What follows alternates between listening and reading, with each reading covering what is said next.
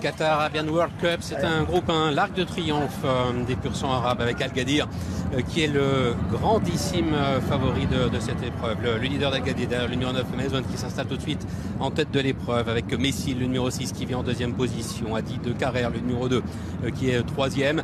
Situons le favori, le numéro 7 Al-Gadir qui est pour le moment au sein du peloton. Il y a d'ailleurs derrière lui le numéro 3 Moshrif avec First Class également qui est à l'arrière-garde, et c'est pour le moment le numéro 10 Aldoa qui est en toute dernière position.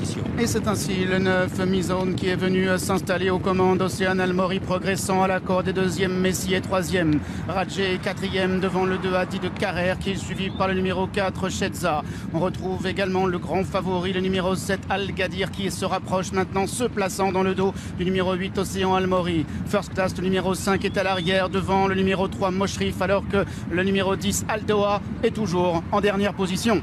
Et les concurrents qui basculent dans la descente avec toujours le numéro 9 Maison qui a l'avantage, vient en deuxième position le numéro 8 Océane Almori qui s'est quelque peu rapproché. Nous avons ensuite bien placé le numéro 6 Messi avec côté corde le favori de l'épreuve, le numéro 7 Al-Gadir qui vient maintenant en quatrième position. Adi de Carrère étant un petit peu plus loin.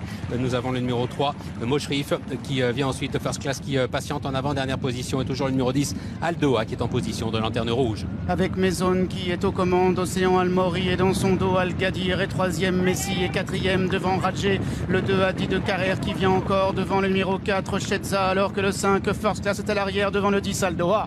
Ligne d'arrivée avec Christophe Soumillon qui a décalé de la corde, le numéro 7 Al-Gadir qui ne l'a pas encore véritablement lancé. Nous avons le numéro 2 Adi de Carrère qui tente de venir tout à l'extérieur avec le 6 Messi qui tente de se défendre, et le grand favori Al-Gadir qui passe maintenant à l'offensive.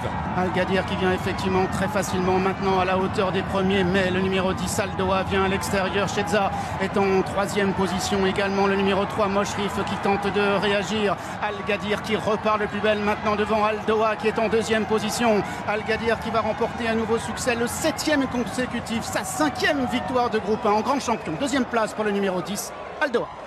Un cheval hors du commun, nous avait signalé son entraîneur François Rowe, et le prouve encore aujourd'hui sur la piste dans la Qatar Arabian World Cup. Al-Gadir qui s'impose en grand champion. François Rowe, donc Al Shakab Racing, et Christophe Soumillon. La deuxième place pour le numéro 10 Aldoa qui a été vraiment très plaisante.